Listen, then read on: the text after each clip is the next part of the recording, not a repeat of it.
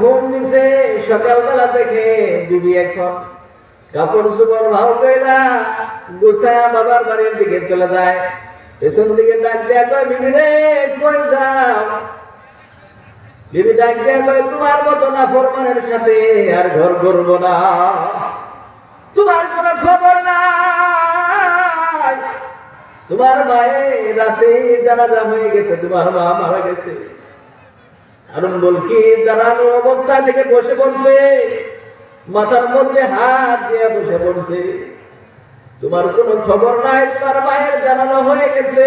কথাটা শুনিয়া হারুন বলকি বসে পড়ছে। ঘরের মধ্যে খোঁজাখুঁজি করে একটা দাঁড়ানো তাহা পাইছে, যে হাত দিয়া মায়ের শরীরের মধ্যে কাপড় মারছে, মায়ের গায়ের মধ্যে হাত তুলছে, যে হাত দিয়া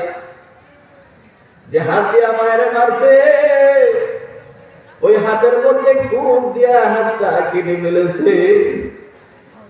হাত মুরগি ডাক দেয়া মানে ভাই রে, আমি আমার মায়ের গায়ের মধ্যে হাত তুলেছিলাম, আমার মা আমার আঘাত পাইয়া দুনিয়া থেকে বিদায় নিয়ে চলে গেছে। আমার মা আমার আঘাত পাইয়া দুনিয়া থেকে বিদায় নিয়ে চলে গেছে। আমার মায়ের জানাজাটা আমি পড়াইতে পারি না। আমার মতো কপাল পোড়ারে আল্লাহ কেমনে মাফ করবো? আমি নিজে আমার হাত কেটে ফেলেছি। 25 বছর যাবত হজ পালন করি, আমার মা বন্ধু আমার লেগে গেছে।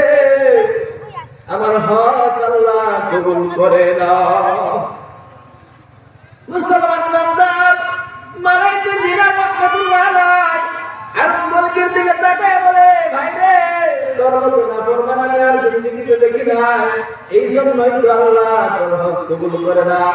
এই কথা বলিয়া হারুন বলকি রহমাতুল্লাহ আলাইহির দিকে তাকাইয়া আফসোস করে সেই মালাইকে দিনার চলে যায়। স্বপ্ন দেখে মালিক বিন